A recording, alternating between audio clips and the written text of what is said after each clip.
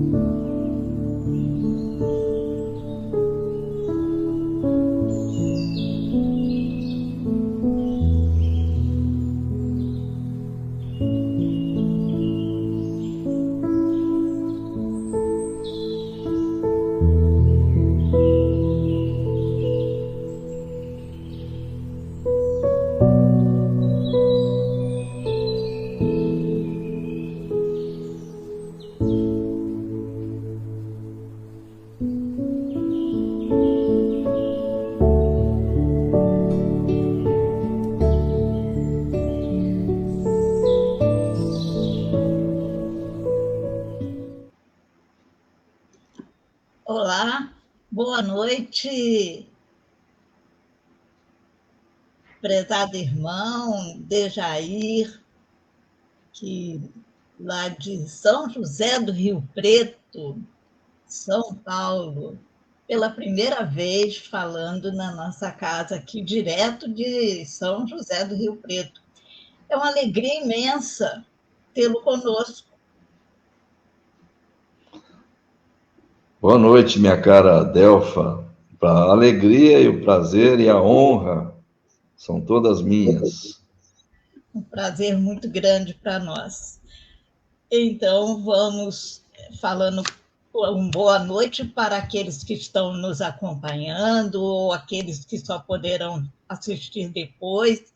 Nós teremos o estudo hoje com o nosso querido irmão Dejair, e ele é estudioso da doutrina espírita e tenho certeza que todos nós teremos muitas reflexões para fazer. E agradecemos imensamente a presença dele, mesmo de lá, está no nosso coração. Então, nesse momento, nós vamos para a nossa prece inicial. Querido Jesus, nosso mestre amigo, Deus, nosso Pai de amor e bondade, nós te agradecemos por podermos estar aqui, nesse momento, unidos no mesmo pensamento, para sempre adquirirmos mais estudos, mais conhecimento nessa nossa caminhada. E o nosso irmão Dejair preparou para nós esse estudo e vai nos trazer, então, esses conhecimentos que para nós vai servir para a nossa aprendizagem, para a nossa prática na nossa vida diária. Então, nos proteja, inspire o nosso irmão, nossa mentora Cilda Gama, e esses espíritos bondosos que estão sempre nos auxiliando. Que assim seja, graças a Deus. Assim seja. Então, querido irmão, a palavra é sua. Delfa, deixa eu te perguntar uma coisa antes de começar. Qual o tempo que eu tenho? Pode ser até 8 horas. Tá bom, então. Muito obrigado. Boa noite a todos que estão conosco. Uma grande alegria podermos mais uma vez abordar os temas, os ensinamentos que a doutrina espírita nos oferece. A nossa proposta hoje é falar um pouquinho sobre o Consolador. Inicialmente, nós gostaríamos de lembrar aqui que Allan Kardec, ao iniciar o capítulo 6º do seu livro O Evangelho segundo o Espiritismo, ele o faz trazendo uma citação evangélica que ele foi buscar no Evangelho de Mateus, capítulo 11, dos versículos de 28 a 30, onde nós encontramos uma fala do Cristo muito conhecida nossa, que eu vou repetir aqui para a gente iniciar essa reflexão. Ele diz assim: vinde a mim todos vós que andais em sofrimento, que vos achais sobrecarregados, e eu vos aliviarei.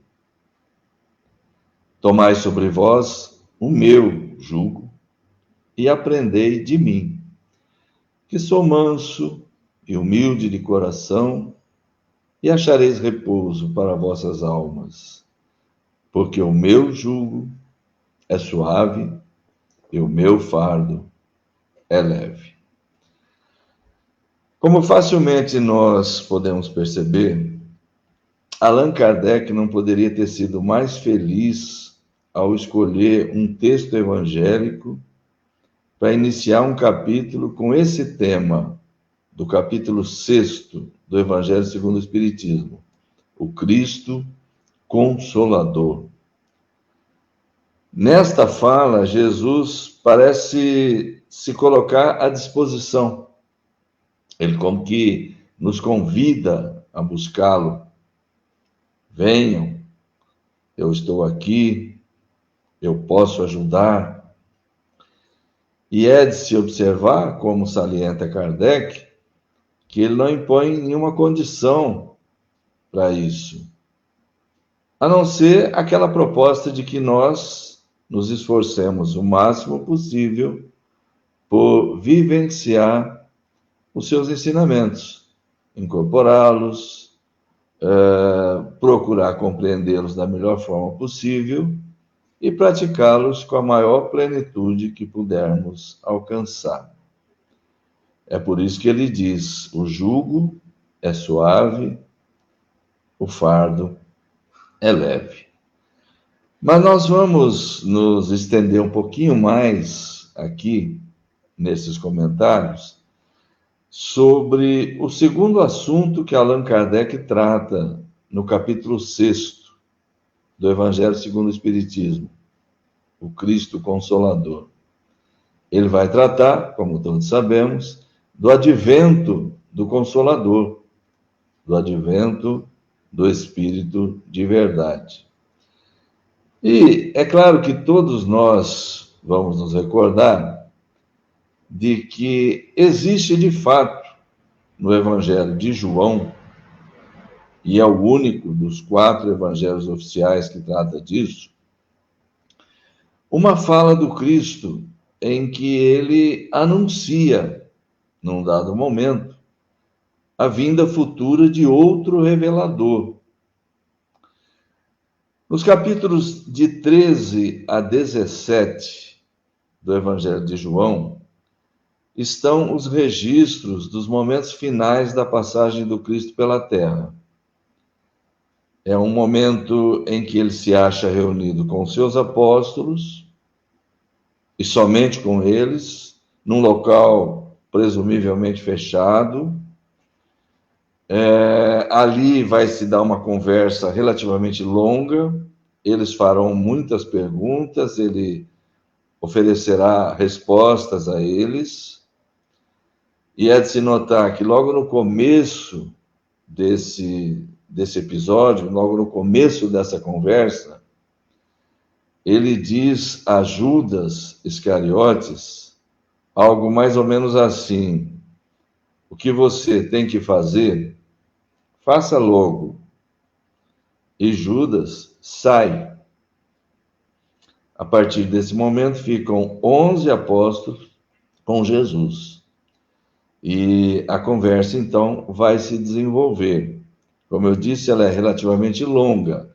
No capítulo 14, nós vamos encontrar, de fato, um registro de um momento em que Jesus diz a eles, textualmente, como está no Evangelho de João, o seguinte: se vós me amais, guardai os meus mandamentos, e eu pedirei a meu Pai, e ele vos enviará outro Consolador, a fim de que fique eternamente convosco, o Espírito de verdade, que o mundo não pode receber porque não o vê e não o conhece.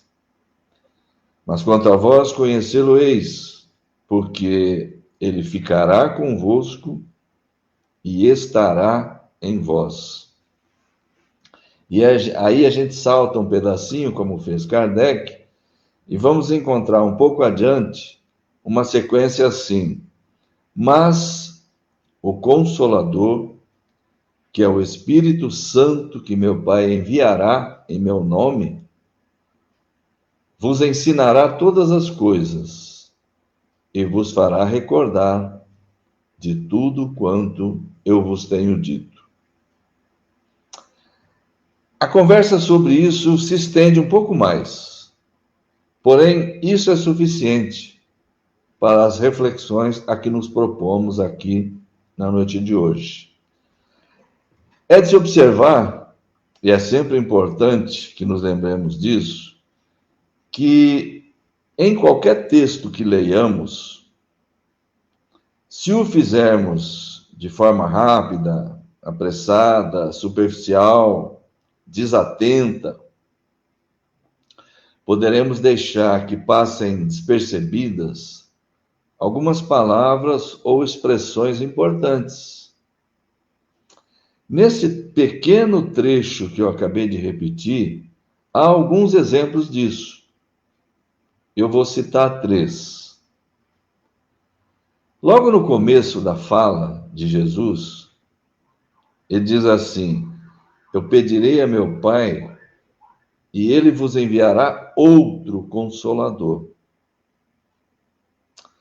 Ao dizer isso, ao usar a palavra outro Consolador, a palavra outro especificamente, isso claramente nos demonstra duas coisas. Primeiro, ele está assumindo para si a condição de primeiro, de grande, de principal Consolador da humanidade terrena. É claro, ele veio trazer uma mensagem nova, uma mensagem de esperança, ele veio desvelar a vida futura, sobre a qual a humanidade não tinha grandes expectativas, não tinha praticamente nenhuma clareza, nenhuma informação.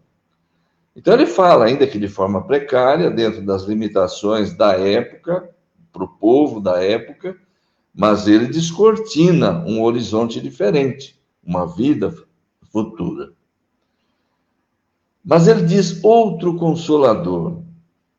Isso também pode significar que não seria a volta dele.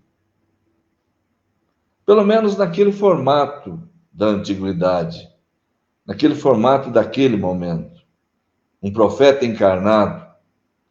Porque ele sabia, obviamente, que aquele formato era apropriado, era bom, funcionava naquele contexto, daquela época. Mas que no futuro, no momento em que viria esse novo revelador que ele está anunciando, isso já não seria adequado. não seria mais viável.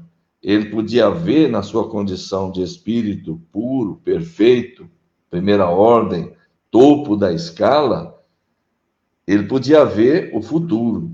E ele podia ver claramente que, naquele momento, o cenário da sociedade terrena já apresentaria condições muito diferentes. E aquele formato da antiguidade não mais funcionaria.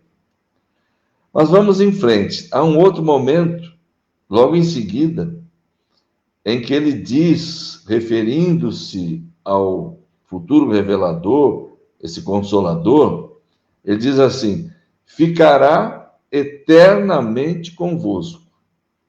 Ora, essa é mais uma proposição segundo a qual ela não se encaixa na ideia de um profeta encarnado, ainda que fosse ele, porque não poderia ficar eternamente conosco. Teria que desencarnar pelas leis naturais. E há ainda uma outra fala, logo em seguida, que vem em reforço a essa ideia, que é quando ele diz assim: estará em vós. Essa proposição menos ainda se ajusta à ideia de um profeta encarnado. Não poderia estar em nós.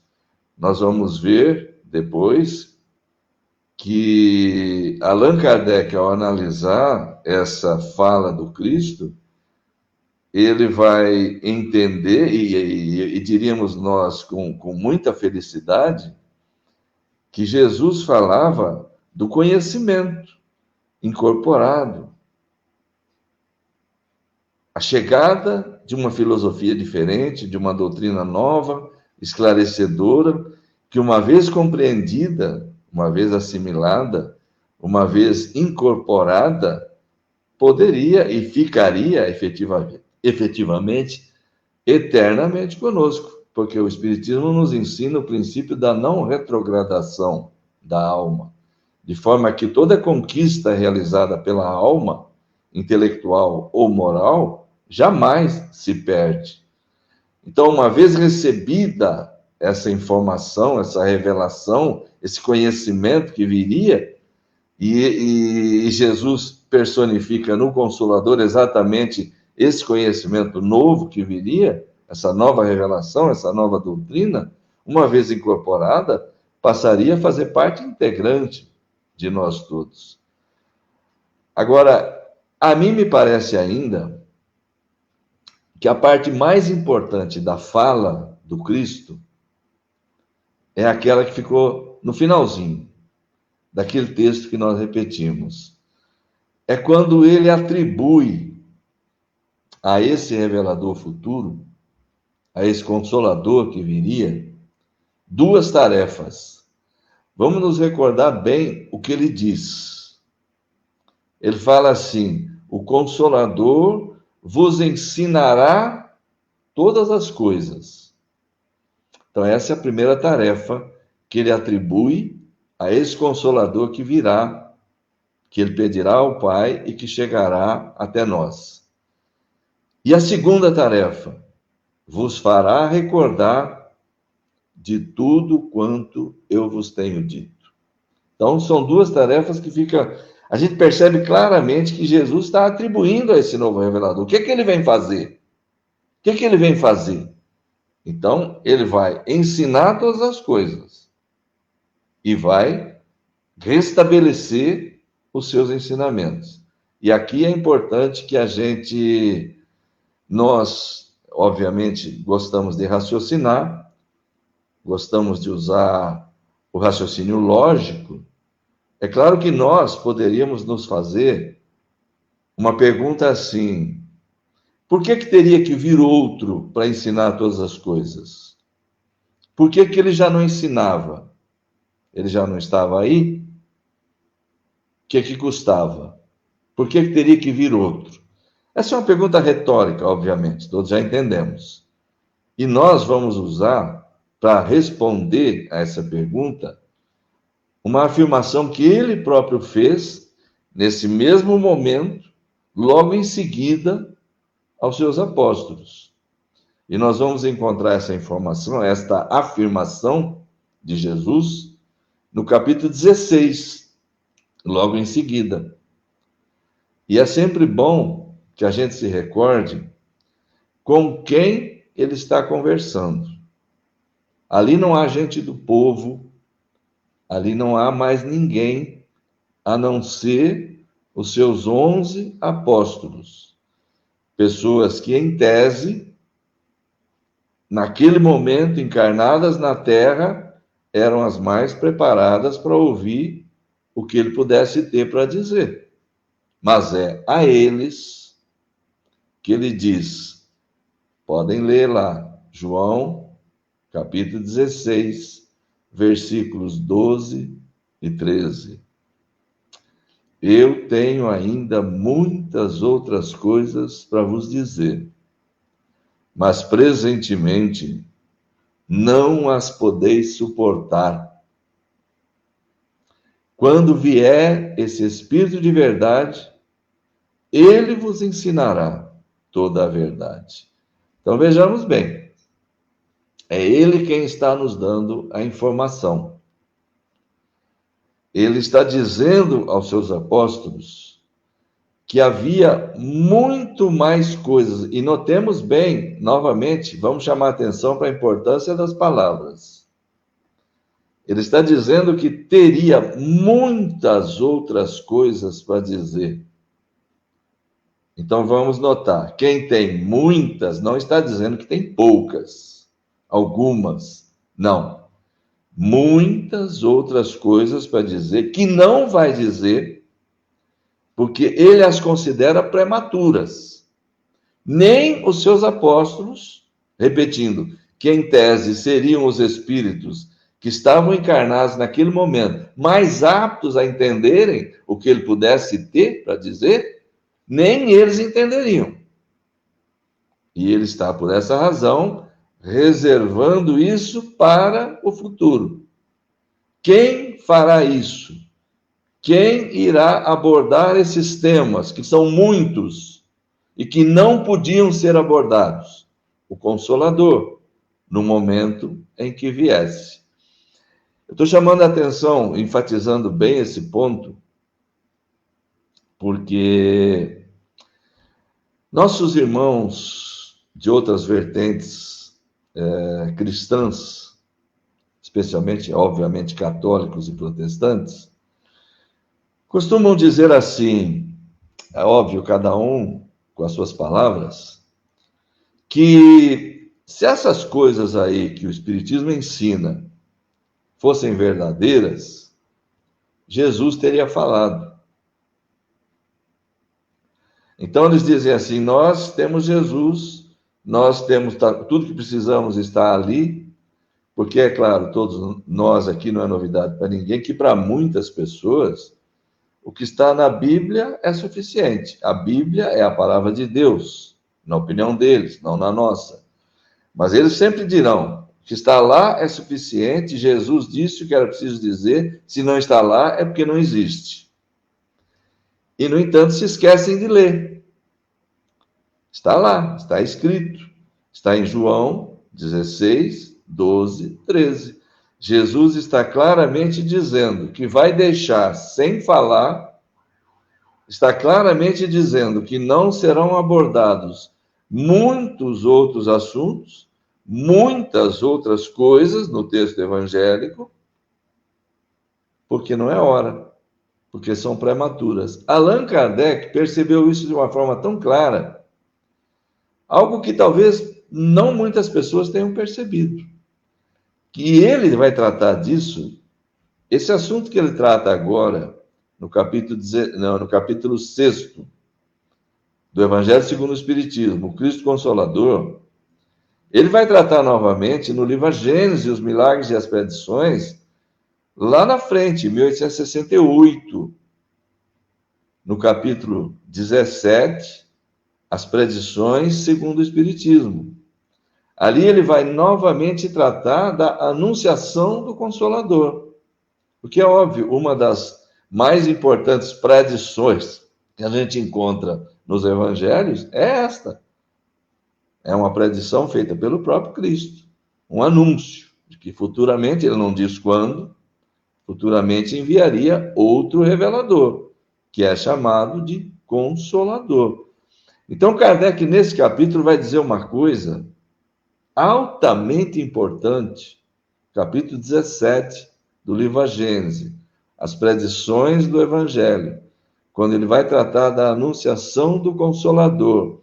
Ele vai dizer assim: as religiões cristãs que se fundamentam unicamente nos evangelhos, na Bíblia, e que acreditam estar de posse de toda a verdade, estão equivocadas. Então é fácil agora a gente compreender por que o Kardec está dizendo isso.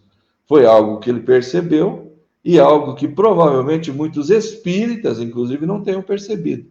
E que, inclusive, não tenham percebido o que o próprio Kardec falou, porque não são muitos os espíritas que leem o livro A Gênese. Por que o Kardec está falando isso? Que as religiões cristãs não estão de posse toda a verdade, porque elas se baseiam só naquilo que está lá na Bíblia, nos registros oficiais dos evangelhos. E o que Jesus falou? No capítulo 16 de João, eu não sei como que não tiraram esses 2 versículos de lá. Acho que não perceberam. Ele está lá anunciando, dizendo claramente: tem muita coisa que poderia ser dita aqui que eu não vou dizer. E notemos bem então, meus amigos. Se ele não disse, ninguém ouviu. Se ninguém ouviu, ninguém escreveu. Então, todas essas muitas coisas que ele tinha para dizer que não disse, não constam nos evangelhos. Portanto, os evangelhos estão incompletos. Nós, obviamente, todos sabemos que Jesus veio à Terra para desempenhar uma missão, uma importantíssima missão. E ele o fez com brilhantismo, como todos sabemos. Só que ele, como grande mestre, espírito puro, mais alto grau, topo da escala, primeira ordem, perfeito, esses espíritos são unos com Deus, eles são detentores da verdade plena, eles têm um pensamento divino.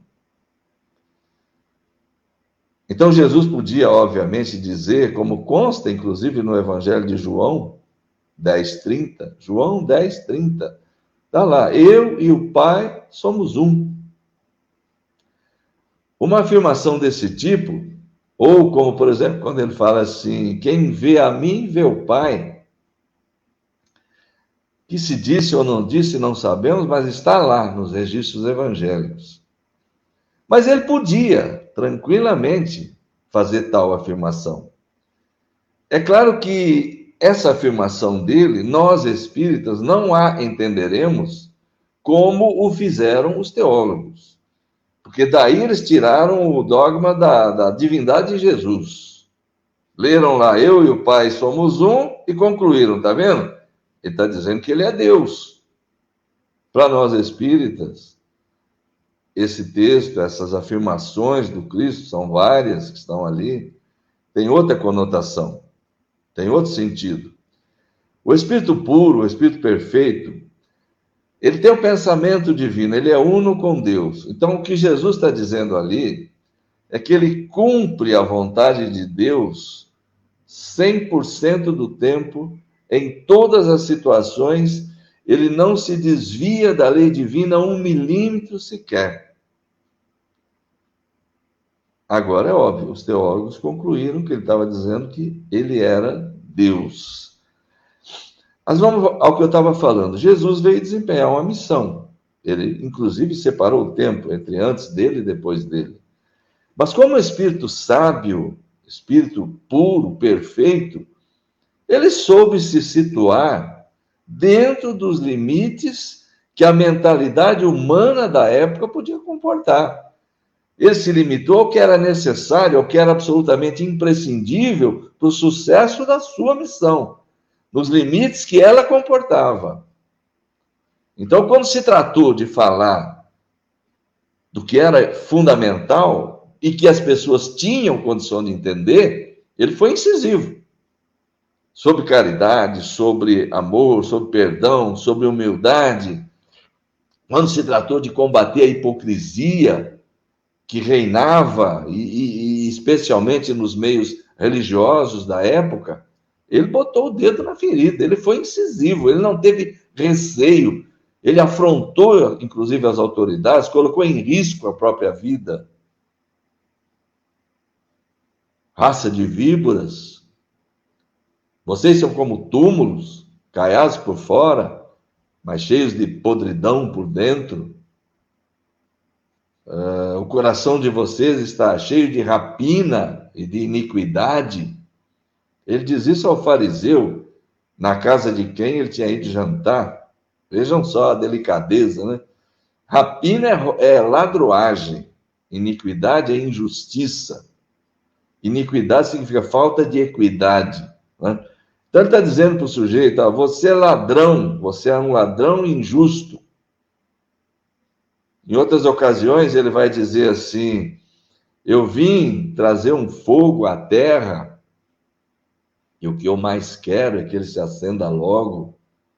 É claro, ele está falando de uma ideia nova, de uma ideia que vinha revolucionar os costumes existentes, uma ideia que vinha provocar uma transformação, uma revolução comportamental. Então ele tinha pressa, ele queria que as pessoas ouvissem, entendessem e, tanto quanto possível, procurassem de imediato mudarem-se a si mesmas. Ou quando ele diz assim, eu não vim trazer, não penseis que eu vim trazer a paz. Eu não vim trazer a paz, eu vim trazer a espada.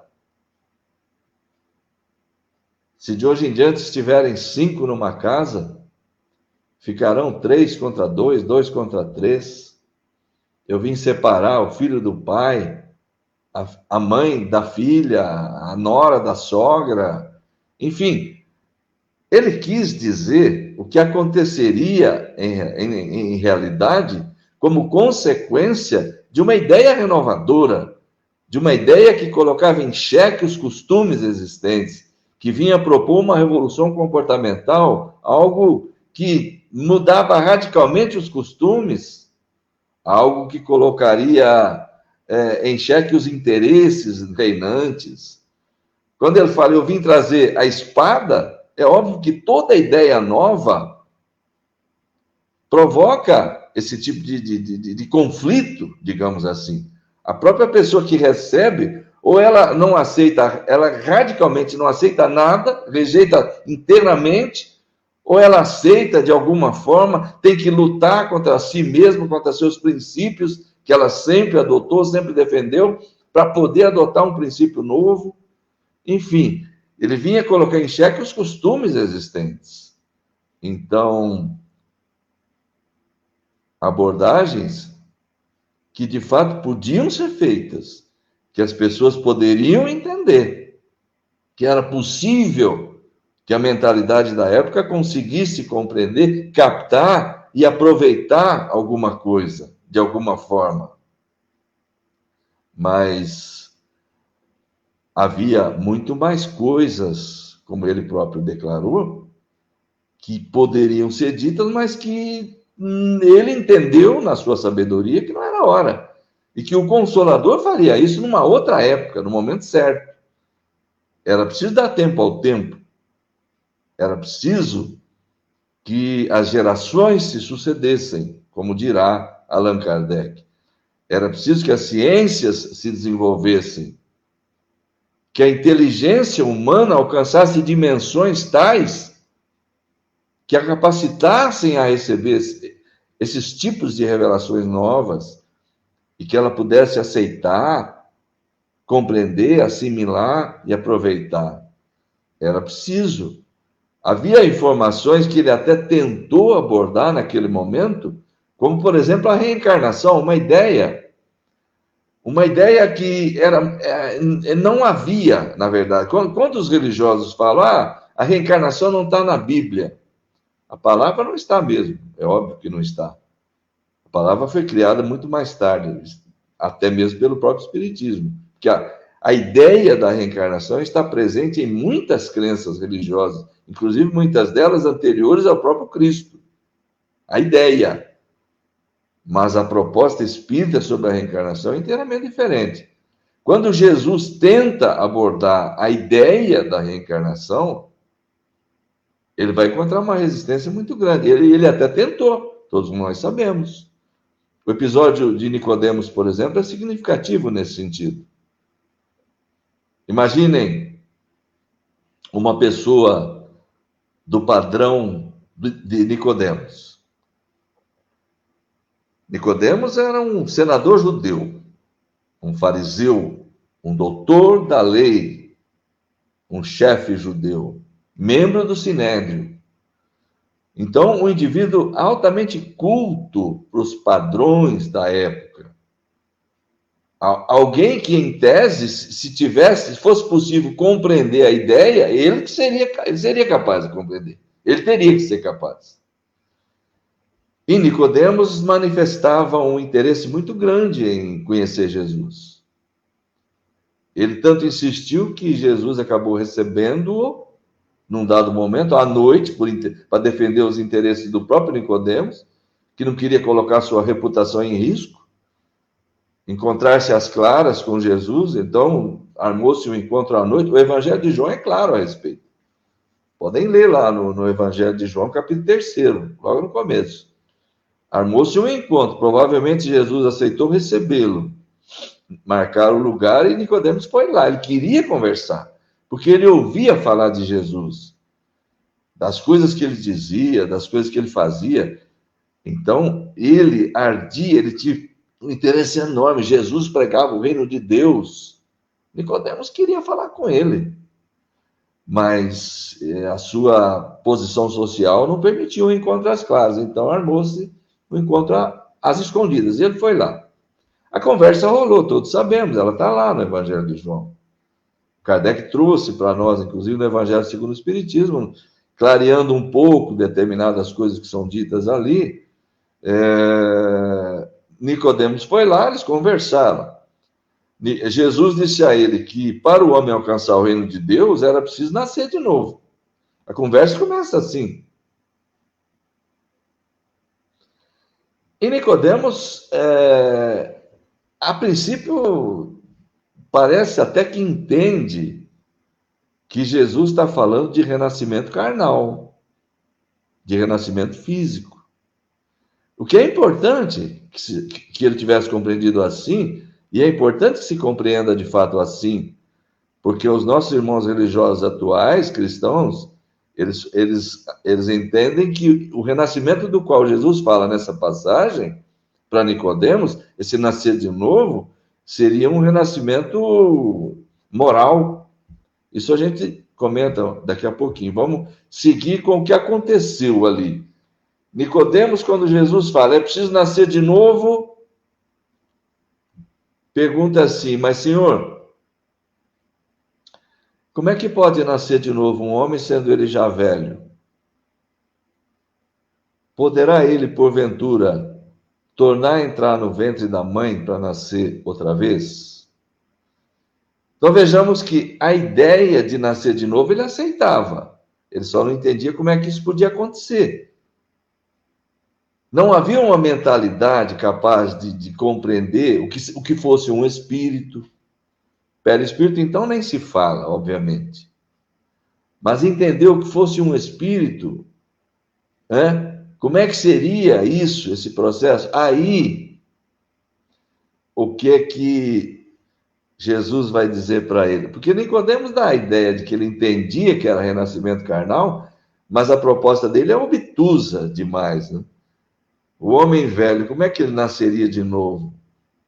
Ah, Senhor, será que ele podia entrar no ventre da mãe e sair outra vez?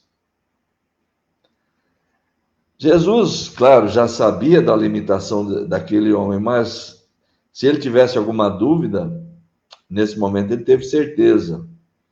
E o que ele faz então? Ele tenta conduzir a conversa de uma forma que aquele cidadão tinha que entender. Porque nas tradições religiosas judaicas, nós temos lá a chamada Lei de Moisés, que era a base deles, da sociedade judaica. Os 5 primeiros livros da Lei de Moisés são os 5 primeiros livros da Bíblia. Aliás, os 5 livros que compõem a chamada Lei de Moisés, são só 5, eu falei 5 primeiros, errei. São os 5 primeiros livros da Bíblia, do Velho Testamento.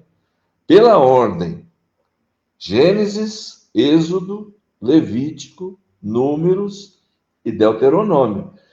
O livro do Gênesis é o que fala do começo, dos princípios de tudo. E eles se baseavam nisso. E Nicodemos era um doutor da lei. Ele tinha que saber tudo isso. E eles sabiam mesmo. Então, o que Jesus tentou fazer? É fácil entender. O Kardec explica isso para nós, no capítulo 4 do Evangelho segundo o Espiritismo. Jesus diz para ele assim: se o homem não renascer da água e do Espírito, não poderá entrar no reino de Deus. O que é nascido da carne é carne, o que é nascido do Espírito é Espírito. O Espírito sopra onde quer. Ouvis a sua voz, mas não sabeis de onde ele vem, nem para onde ele vai. Não vos espanteis quando vos digo que é preciso que nasçais de novo, etc, etc, etc. Bom, vamos lá. O que Jesus tentou fazer com Nicodemos? Na tradição deles, especialmente no livro do Gênesis, há várias referências à água como elemento gerador da vida material. Então, ali a gente vai encontrar textos assim: que as águas de baixo se abram para dar surgimento ao elemento árido. Ou, mais especificamente, que as águas de baixo produzam seres viventes que nadem nos oceanos. Então, tudo coisa que dava a ideia de que a vida surgia da água, a vida orgânica, a vida material. Então, Jesus vai tentar fazê-lo entender que era preciso renascer em corpo e alma. Se o homem não renascer da água e do Espírito, não poderá evoluir, não poderá progredir, porque é só progredindo que se chega ao reino de Deus. Vamos entender figuradamente: Espírito puro, Espírito perfeito, atingimento da meta de todos nós. Vamos entender isso como o reino de Deus, meta final, a que todos aspiram, né? Então, quando Jesus fala isso, ele supunha que Nicodemos, por ser um doutor da lei, entenderia pelo menos o esboço da coisa. Mas nem isso adiantou, porque o Nicodemos escutou isso, olhou para Jesus, e ele podia ter ficado quieto nessa hora, ele teria feito melhor, porque levou uma bronca logo em seguida. Ele olhou para Jesus, eu posso até ver a cara embasbacada do sujeito, falou assim: mas como pode ser isso? E aí Jesus disse para ele: ô Nicodemos, se você não me entende quando eu falo de coisas da terra, como é que você me entenderia se eu falasse das coisas celestiais? Esse é o texto que está lá. A gente poderia entender assim: Nicodemos, você veio fazer o que aqui? Você veio me perguntar sobre coisas do reino de Deus. Eu estou te falando uma coisa que você tinha que saber. Estou te falando de coisas que vocês fazem parte do conhecimento de vocês. Você não está entendendo nem isso. Então você está perdendo o seu tempo e me fazendo perder o meu. E essa conversa não prosperou, pelo menos de acordo com a narrativa de João. Então vejamos, o que a gente estava falando? Não havia absolutamente mentalidade nenhuma capaz de suportar determinados tipos de informações. É assim que o progresso se dá. É tudo muito gradativo, é tudo muito lento. As gerações vão se sucedendo, os espíritos vão adquirindo novos conhecimentos, ao retornarem numa nova encarnação, vêm com uma disposição nova, trazem um conhecimento já conquistado anteriormente, o progresso vai se realizando. mas demora muito tempo. Há quem pense, eu vou apressar um pouco essa reflexão, mas é imprescindível falar disso. Há quem pense, e aí nossos irmãos católicos e protestantes, novamente, é óbvio, né, que o Consolador veio no dia de Pentecostes. Aquele Consolador que Jesus prometeu lá em João 14.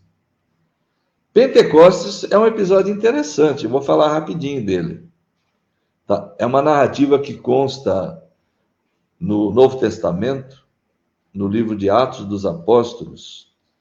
Para quem conhece o Novo Testamento, sabe que tem 27 livros no Novo Testamento.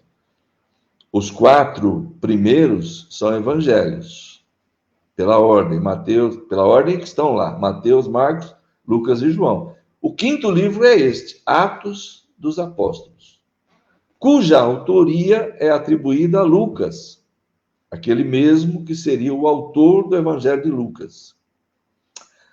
No 2º capítulo, repetindo, de Atos dos Apóstolos, há um subtítulo chamado A Descida do Espírito Santo.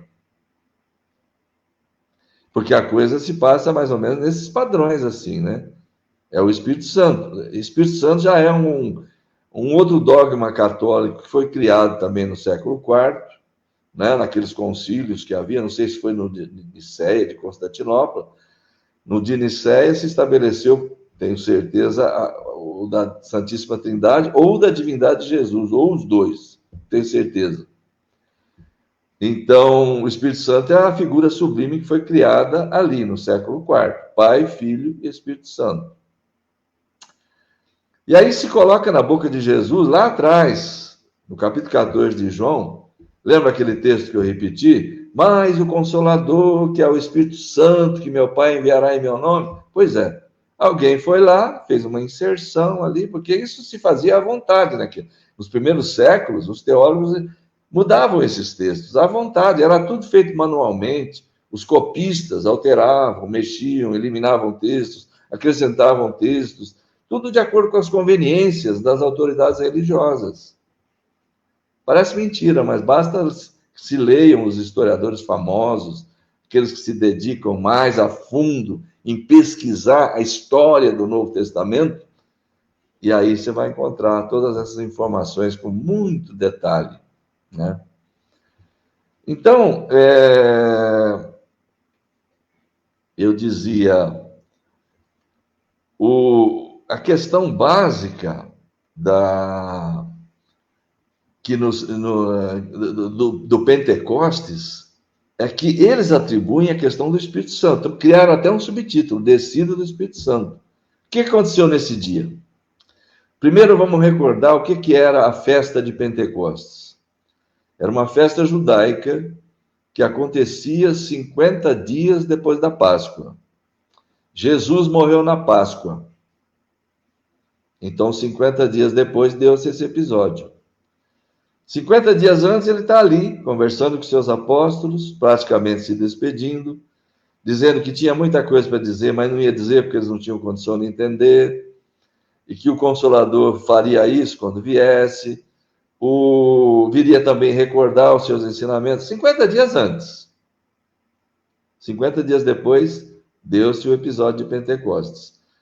Uma festa, vinham muitos judeus de outras nacionalidades, que já viviam em outros países, falavam outras línguas, inclusive, vinham para Jerusalém nessas ocasiões, e os apóstolos, 50 dias depois da morte de Jesus, estavam lá, firmes, fazendo o que eles faziam todo dia, pregar o Evangelho. E eles pregaram o Evangelho, e aconteceu um fato extraordinário, um fenômeno. Para nós espíritas, coisa muito simples de entender. Eles pregaram o Evangelho ali na língua daquelas pessoas de fora que estavam ali, daqueles judeus que vinham de outros países, que falavam outros idiomas. Até a narrativa lá no Novo Testamento é bem enfática a respeito, né? Ela mostra aqueles indivíduos todos que vinham de fora, que estavam ali, ouvindo, referindo-se aos apóstolos, eles falam assim, mas esses homens não são galileus? Como é que eu estou ouvindo ele falar na minha língua? E eles pregaram na língua de todos eles, pregaram o Evangelho ali. E eles sabiam e muito mal falar só o idioma deles, o aramaico. O que aconteceu ali? Um fenômeno mediúnico, meramente isso. Mediunidade poliglota, como define Allan Kardec, capítulo 14, segunda parte do Livro dos Médiuns, capítulo 16, 17, 19, onde ele vai explicar que o médium pode falar ou escrever numa língua que ele não conhece, e explica por quê. Mediunidade poliglota. Na literatura mais moderna, muita gente chama de mediunidade xenoglóssica, que dá na mesma. É o médium falar ou escrever numa língua que ele não conhece. Mas foi só isso que aconteceu ali, mais nada. Naquilo que os apóstolos disseram ou deixaram escrito, e vários deles têm epístolas do Novo Testamento, não se encontra nada diferente que Jesus havia ensinado. Numa prova evidente de que o Consolador não veio ali. Porque o que Jesus falou que o Consolador viria a fazer? Quais as duas tarefas que ele viria desempenhar? Ensinar todas as coisas, o quê? Aquilo que ele não podia ensinar, que ele ia reservar para o futuro. Por quê? Porque eles não tinham condição de entender. 50 dias antes. 50 dias antes. Segunda tarefa, recordar o ensinamento dele. Ora, 50 dias depois, eles faziam isso todo dia, ninguém tinha esquecido nada ainda. Então, é óbvio que o Consolador não veio ali.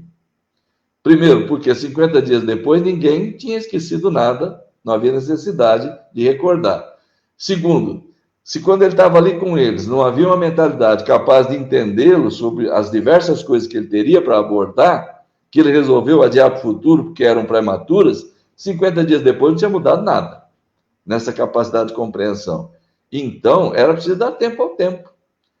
É só, portanto, no século XIX, na época certa, na época oportuna, em 1857, que vai chegar o Consolador. Porque dos tempos de Jesus até 1857, nenhuma grande revelação se produziu aqui na Terra que tivesse vindo preencher aquelas condições que Jesus anunciou sobre o Consolador prometido. O Espiritismo vem cumprir essa tarefa. Dirá o Kardec, não é uma doutrina individual, não é de concepção humana, ela é fruto do ensino dos Espíritos, presididos pelo Espírito de verdade. Nada elimina do Evangelho, apenas elucida, explica, completa, desenvolve aquilo que Jesus tocou de forma superficial, alegórica, ou sequer tocou. O Espiritismo vem chamar os homens de volta à observância da lei divina, ou seja, restabelecer o ensino moral do Cristo, que havia sido esquecido, que havia sido deixado de lado, soterrado por uma imensidão de dogmas, de cultos exteriores, de adoração, etc., etc., que foram formando um cristianismo totalmente deformado, desfigurado.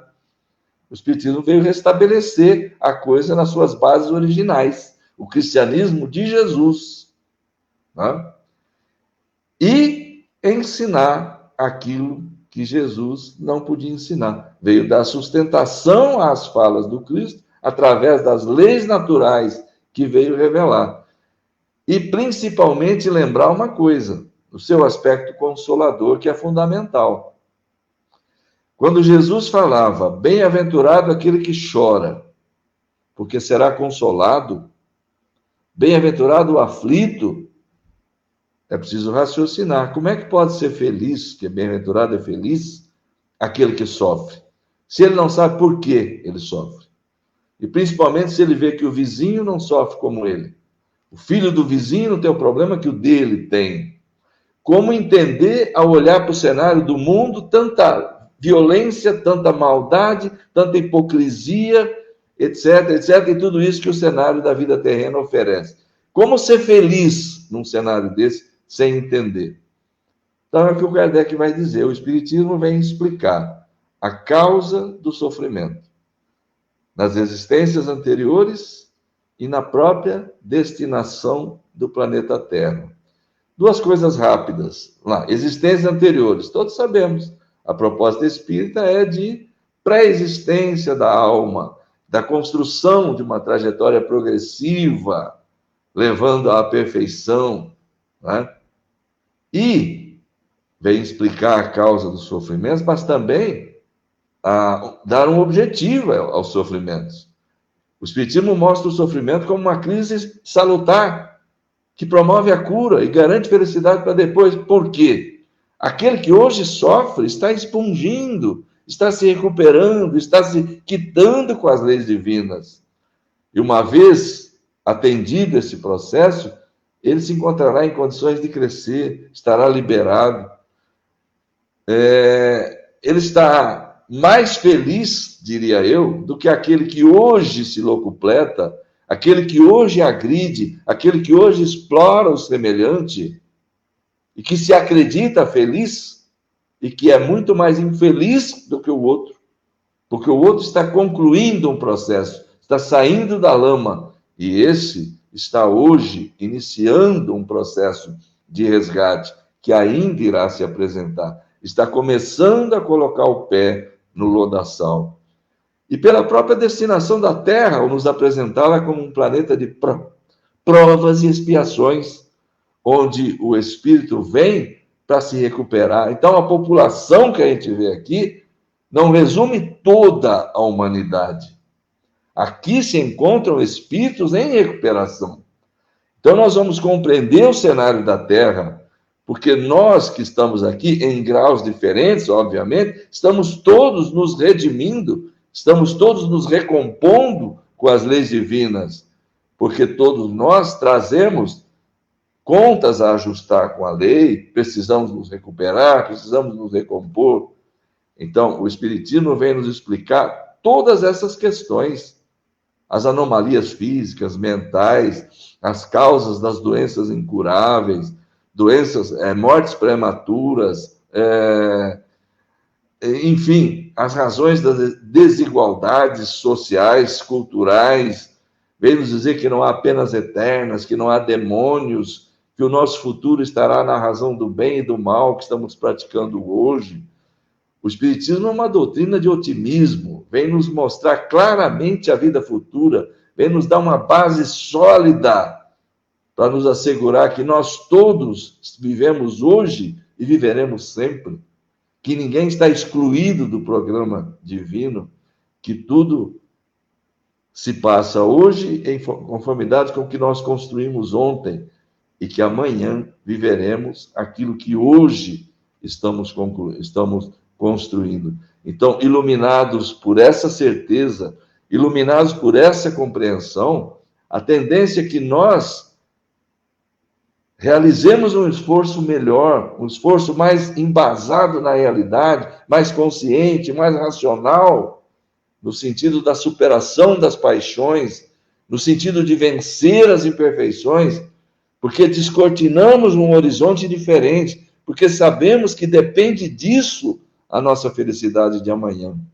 Então, que Deus nos abençoe, nos ilumine, nos dê uma compreensão clara disso tudo e nos mostre um horizonte melhor e que nos dê as forças necessárias para que empreendamos a luta, para enfrentar os desafios, para vencer os obstáculos que ainda nos separam de uma felicidade maior. Muito obrigado a todos que me deram essa oportunidade, muito obrigado a todos que acompanharam, que ouviram, que Deus nos abençoe. Oi, querido irmão, que gratidão a nossa por tantos esclarecimentos muito importantes para todos nós. Nós agradecemos imensamente. Então, nesse momento, nós vamos levar nossos pensamentos a Deus e a Jesus para agradecer por esses momentos em que fomos agraciados por tantos esclarecimentos que, com certeza, irão nos fazer refletir mais e mais sobre todos esses processos que nós temos que ainda continuar na nossa caminhada, mas rumo à nossa perfeição. Que a nossa mentora Zilda Gama abençoe nosso irmão e a todos que estão participando, e também aqueles onde se encontram em sofrimento, que nós sabemos que nossos irmãos, muitos, estão passando por sérias dificuldades, e nós pedimos, Senhor, abençoe todos eles, e que nós possamos, a cada dia, nos melhorarmos no nosso planejamento espiritual. E que assim seja, graças a Deus. Assim seja. Obrigada, querido irmão, e que você leve nosso abraço de muito agradecimento. Foi um estudo maravilhoso. Muito obrigada. Eu que agradeço. Grande abraço. Abraço. Audio Jungle.